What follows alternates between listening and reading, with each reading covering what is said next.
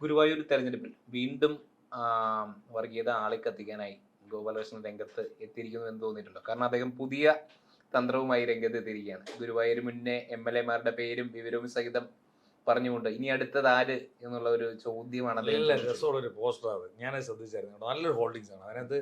പുള്ളി ചായയൊക്കെ കുടിച്ചുകൊണ്ട് ഒരു ഒരു ഒരു ഒരു ഗ്ലാസ് ചായയും പിടിച്ചിട്ട് നമ്മുടെ ഈ മുഗൾ രാജവംശത്തിന്റെ ഒരു ലിസ്റ്റ് ഉണ്ടല്ലോ. ഇപ്പം പിന്നെ ബാബർ, ഹുമയൂൺ, ഹുമയൂൺ. പിന്നെ ജഹാംഗീർ, ഷാജഹാൻ എന്നൊക്കെ പറയുന്നതല്ലേ, മൊത്തം മുസ്ലിം പേരുകളല്ലേ. അതുപോലെ ഈ ഗുരുവായൂർ നിലവിലുണ്ടായിരുന്ന, അതായത് ഉണ്ടായിരുന്ന പ്രീവിയസ് MLA-മാരുടെ എല്ലാം അപ്പൊ അദ്ദേഹം ഉദ്ദേശിക്കുന്നത് ഇത്ര മാത്രമേ ഉള്ളൂ. പേരുകളെല്ലാം ഇങ്ങനെ എഴുതി വെച്ചിരിക്കുക. അദ്ദേഹം ഉദ്ദേശിക്കുന്നത് ഇത്ര മാത്രമേ ഉള്ളൂ. ഗുരുവായൂർ ഗുരുവായൂർ ഇതുവരെ ഒരു ഹിന്ദു MLA ഉണ്ടായിട്ടില്ല. അപ്പൊ ഞാൻ ചോദിക്കുന്നില്ല, ഈ ഗുരുവായൂർ ചുറ്റും കിടക്കുന്ന പോപ്പുലേഷനൊക്കെ നോക്കിയായിരുന്നു ഈ ഗോപാലകൃഷ്ണൻജി? 52% മുസ്ലിം കമ്മ്യൂണിറ്റിയാണ്. 52% മുസ്ലിം കമ്മ്യൂണിറ്റി. അവരുടെ മുഖത്ത് നോക്കിയിട്ട് ഇങ്ങനെ ഒരു പോസ്റ്റർ വെക്കണമെന്നുണ്ടെങ്കിൽ എന്തൊരു ധൈര്യമായിരിക്കും. അപാര ധൈര്യം തന്നെയാണ്. ഇല്ലേ?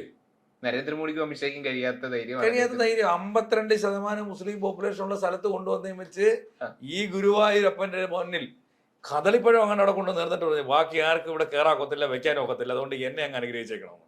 അപ്പൊ ഗുരുവായൂരപ്പനെ വെല്ലുവിളിച്ചിട്ടിരിക്കും. ഇത്രയും കാലമായിട്ട് ഈ MLA-മാർ അവിടെ ഉണ്ടായിട്ട് ഞാൻ ചോദിക്കുന്നത് അതല്ല, ഈ ഗോപാൽജിയോട് നമുക്ക് ഒറ്റ ചോദ്യം ചോദിക്കാം. ഈ കാലയളവിൽ ഈ ഗുരുവായൂരപ്പന്റെ നാട്ടില് ഈ മുസ്ലിം MLA ഉണ്ടായിട്ട് ഗുരുവായൂരപ്പന്റെ പിന്നെ പ്രേക്ഷകർക്ക്, അല്ല എന്താ പറയുന്നത്, ഭക്തർക്ക് വല്ല കുറവ് സംഭവിച്ചിട്ടുണ്ടോ? അല്ല, ഞാൻ ആലോചിക്കുന്നത് അല്ല, എന്തുകൊണ്ടായിരിക്കും. അവിടെ ക്രമാതീതമായി കൂടിയിട്ടല്ലേ ഉള്ളൂ. അല്ല, ഞാൻ ചോദിക്കുന്നത് ഈ എന്തുകൊണ്ടായിരിക്കും. നാനാ ദേശങ്ങളിൽ നിന്നും ഈ ഗുരുവായൂരപ്പനെ കാണാൻ ആൾക്കാർ ചെല്ലുന്നല്ലേ ഉള്ളൂ.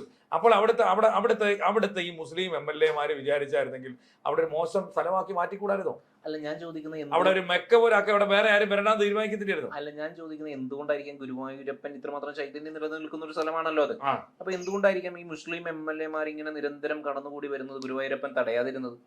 ആ തടയണമെന്നാണ് ഇപ്പൊ ഗോപാൽജി പോയി കദളിക്കോടയും കൊടുത്തിട്ട് പറഞ്ഞേക്കുന്നത്.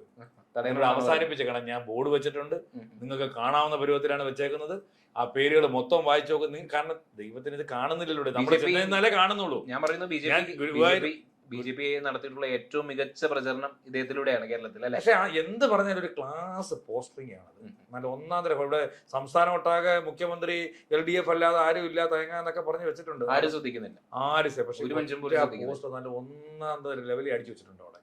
സകലം ശ്രദ്ധിച്ചു, ശ്രദ്ധിക്കാത്ത മനുഷ്യരില്ല. ശ്രദ്ധിക്കും. പക്ഷെ പിന്നെ എനിക്ക് തോന്നുന്നു സംസ്ഥാനത്തൊട്ടാകെ BJP-യുടെ ഒരു കാൻഡിഡേറ്റ് മത്സരിക്കുന്ന കാര്യത്തിൽ ഏറ്റവും കൂടുതൽ പ്രചരണം കിട്ടിയിരിക്കുന്നത് ഇദ്ദേഹത്തിന് ഗുരുവായൂരാണ്. ഗുരുവായൂരപ്പന്റെ പ്രസക്തി ഇപ്പൊ കുറഞ്ഞെന്നാ തോന്നുന്നത്. കാരണം ഗുരുവായൂരപ്പനെ കാണാനായിട്ട് ഇത്രയും കാലം വന്നുകൊണ്ടിരുന്നത്, അതും ഗുരുവായൂരപ്പനെ ഭരിച്ചുകൊണ്ടിരുന്നത് മുസ്ലിമാണ്. ഇനി ആ ഭരണം വേണ്ട, ഞങ്ങളത് അവസാനിപ്പിക്കുന്നു. ഇന്ത്യയിൽ തന്നെ എനിക്ക് തോന്നുന്നു ഒട്ടുമിക്ക സ്ഥലങ്ങളുടെ പേരുകൾ മാറ്റിക്കൊണ്ടിരിക്കുകയാണ്. പണ്ട് മുഗൾ രാജവംശം ഉള്ള കാലഘട്ടത്തിൽ അവിടെ നിന്ന് ഇന്ത്യ വിട്ടുപോയി ബ്രിട്ടീഷുകാർ 200 കൊല്ലം ഭരിച്ചിട്ട് അവരാരും സ്ഥലത്തിന്റെ പേര് മാറ്റിയിട്ടില്ല. അതിനുശേഷം കോൺഗ്രസ് 10-65 വർഷം ഭരിച്ച് അവരും മാറ്റിയിട്ടില്ല. അവർ പറയുന്നത് മുഗൾ അവശിഷ്ടങ്ങളൊന്നും ഇവിടെ വേണ്ടെന്നാണ് പറയുന്നത്. വേണ്ടാതെ. അങ്ങനെയാണെങ്കിൽ പിന്നെ ഇന്ത്യ ഇല്ലല്ലോ. ഇന്ന് ലോകത്തിന്റെ മുന്നിൽ 7 അത്ഭുതങ്ങളില് ഒന്ന് ചന്ദന പറഞ്ഞ് ഇപ്പൊ അതിനും വേറെ ന്യായമുണ്ട്. അത് പണിഞ്ഞ ഞങ്ങൾ ഒന്നാം തരം ശില്പികളാ, അവരെല്ലാം ഹൈന്ദവരായിരുന്നു. ഈ മുഗൾ രാജവംശക്കാർ അവരെ കൊണ്ടിട്ട് കെട്ടിയിട്ട് പണിയിപ്പിച്ചാണ് ആ വാസ്തുകല.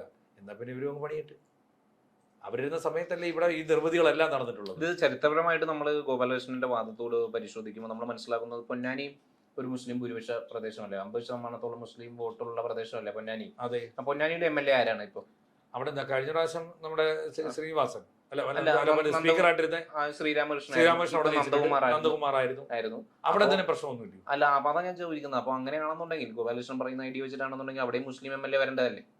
പക്ഷെ അവിടെ വന്നിരിക്കുന്നത് ഈ പറയുന്ന ഹൈന്ദവനായിട്ടുള്ള MLA അല്ലേ പൊന്നാനി. കേരളത്തിന്റെ മക്ക എന്നറിയപ്പെടുന്ന പൊന്നാനിയിൽ വരെ ഹൈന്ദവനായിട്ടുള്ള MLA ആണ് വന്നിരിക്കുന്നത്. യഥാർത്ഥത്തിൽ അത് തന്നെ ഗോപാലകൃഷ്ണന്റെ കാരണത്തായിട്ടുള്ള അടിയായിരിക്കുമോ? അല്ലാതെ ഗോപാൽജി അപ്പോൾ ഒരു കാര്യം മനസ്സിലാക്കേണ്ടത്, നിങ്ങൾ ഈ വർഗീയത പറയുമ്പോൾ അതിനെ ഒരു തരത്തിലും കാണാത്ത ഒരു വലിയ ജനവിഭാഗം ഇവിടെ ഉണ്ടെന്നുള്ള കാര്യം ഗോപാൽജി മനസ്സിലാക്കിയാൽ മതി. ഗോപാൽജി മനസ്സിലാക്കണം, ഗുരുവായൂരപ്പന്റെ മണ്ണിൽ മുസ്ലിമാണ് നിൽക്കുന്നതെങ്കിൽ അപ്പുറത്തെ പൊന്നാനി നിങ്ങൾ പിന്നെ അതായത് കേരളത്തിന്റെ മെക്ക എന്ന് പറയുന്നത് ആ പൊന്നാനിയിൽ ജയിക്കുന്നത് ഹിന്ദു ആണെന്നുള്ള കാര്യം കൂടെ ബോധ്യപ്പെടുത്തണ്ടേ? അത് മാത്രമല്ല ബോധ്യപ്പെടണ്ടേ? അല്ല അത് മാത്രമല്ല നമ്മുടെ ശബരിമല സന്നിധാനം ഇരിക്കുന്നത് പന്തളം മുനിസിപ്പാലിറ്റി ആണെന്ന് എനിക്ക് തോന്നുന്നു അല്ലെ? ആ പന്തളം മുനിസിപ്പാലിറ്റി നയിക്കുന്നത് ആരാണ്? അച്ചൻകുഞ്ഞു ജോണാണെന്ന് എനിക്ക് തോന്നുന്നു അല്ലെ? ബിജെപിയുടെ തന്നെ. പന്തളം മുനിസിപ്പാലിറ്റിയുടെ പരിധിയിലല്ലോ പിന്നെ അല്ലേ? ശബരിമല വരുന്നത് അങ്ങ് ഒരു പഞ്ചായത്തിന്റെ അതിർത്തിയിലല്ലേ? ആണ് പഞ്ചായത്തിൽ. അല്ല ഞാൻ പറയുന്നത് എന്നിരുന്നാലും പന്തളം എന്ന് പറയുന്നത് വേറെ ഒന്നുമല്ല. പന്തളം രാജ കുടുംബവും ആ പറയുന്ന വയ്യപ്പനെ കാണാനായിട്ട് ആൾക്കാർ അവിടെ വന്നിട്ട് പോകുന്നല്ലേ. അത് പിന്നെ തിരുവാഭരണം സൂക്ഷിച്ചു വെച്ചിരിക്കുന്ന സ്ഥലം. അതാ ഞാൻ പറഞ്ഞു വരുന്നത്. ആ പന്തളം നഗരസഭ തന്നെ ഭരിക്കുന്നത് അച്ചൻകുഞ്ഞു ജോണാണ്. നേരത്തെ അവരുടെ ആളായിരുന്നു. കഴിഞ്ഞ ടൈം BJP കേരളത്തിൽ പിടിച്ചെടുത്ത നിയമസഭ പിന്നെ മുനിസിപ്പാലിറ്റികൾ ഒന്നായിരുന്നു പന്തളം. അതിപ്പോ കയ്യിലിരിപ്പോണ്ട് അങ്ങ് പോയി കിട്ടി. ഞാൻ ചോദിക്കുന്നതല്ല, അവര് ശബരിമലയ്ക്കെതിരെ സമരം ചെയ്തു. ശബരിമല സ്ത്രീകളെ കയറ്റുന്നതിന് സമരം ചെയ്തു, വലിയ പ്രശ്നങ്ങളുണ്ടാക്കി, അവിടെ നാമജപ ഘോഷയാത്ര നടത്തി. അങ്ങനെ ഒടുവിൽ അവരവിടെ എന്ത് ചെയ്തു? ആ മുനിസിപ്പാലിറ്റി പിടിച്ചെടുത്തു. എന്നാ വീണ്ടും അവർക്ക് നിലനിർത്താൻ പറ്റിയില്ലല്ലോ.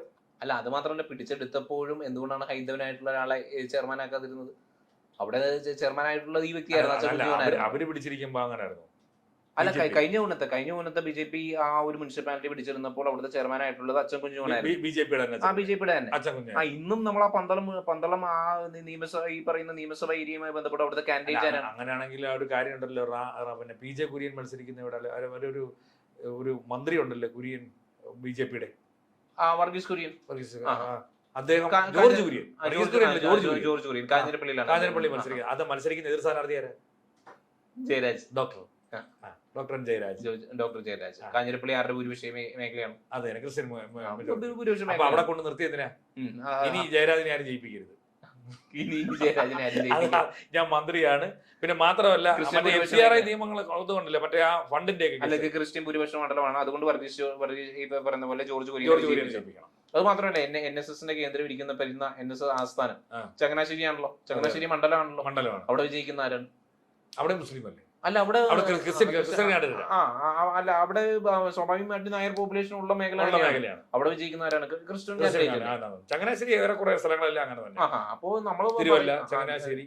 അപ്പോൾ നമ്മൾ പറഞ്ഞു വരുന്നത്, ഗോപാലകൃഷ്ണൻ പറഞ്ഞു വരുന്നത് പോലെ എല്ലാ മേഖലകളിലും അങ്ങനെ ജാതിയുടെ ബേസിലല്ല കാൻഡിഡേറ്റ്. എനിക്കൊന്നൊരു അറ്റൻഷന് വേണ്ടി പറയുന്നത് തോന്നുന്നില്ല. അത് അദ്ദേഹത്തിന്റെ ലക്ഷ്യം എന്ന് പറയുന്നത് ഹിന്ദു വോട്ട് നേടുക എന്നുള്ളത് മാത്രമാണ്. ഇങ്ങനെയൊക്കെ ഇരുന്നുകൊണ്ട് വർഗീയത പറഞ്ഞ ആ റൂട്ട് ചെയ്യും. അത് വർഗീയത ഇഷ്ടപ്പെടുന്ന ഒരുപാട് വ്യക്തികളുണ്ടല്ലോ. സ്വാഭാവികമായിട്ട് വർഗീയത ഇഷ്ടപ്പെടുന്നവരുണ്ട്. അങ്ങനെ വർഗീയത ഇഷ്ടപ്പെടുന്നവരുണ്ടെങ്കിൽ ഗുരുവായൂരപ്പനെ അവിടെ നിലനിർത്താൻ വേണ്ടി ഗോപാൽജി ജയിപ്പിക്കട്ടെ. അതല്ല, അവിടെ മതേതരത്വമാണ് നിലനിൽക്കേണ്ടത്, അവിടെ ഗുരുവായൂരപ്പനാണ് നിലനിൽക്കുന്നെങ്കിൽ അവിടെ എതിർ സ്ഥാനാർത്ഥി ജയിക്കട്ടെ. എന്നിരുന്നാലും യഥാർത്ഥ വിജയം എന്ന് പറയുന്നത് മതേതരവാദികൾക്കാകട്ടെ, വർഗീയതയും അതോടൊപ്പം തന്നെ ഇത്രമാത്രം തീവ്ര നിലപാടുകൾ സ്വീകരിക്കുന്നവർക്ക് പരാജയം തന്നെ ഏറ്റുവാങ്ങാനുള്ള ഇട വരുത്തട്ടെ. തീർച്ചയായിട്ടും.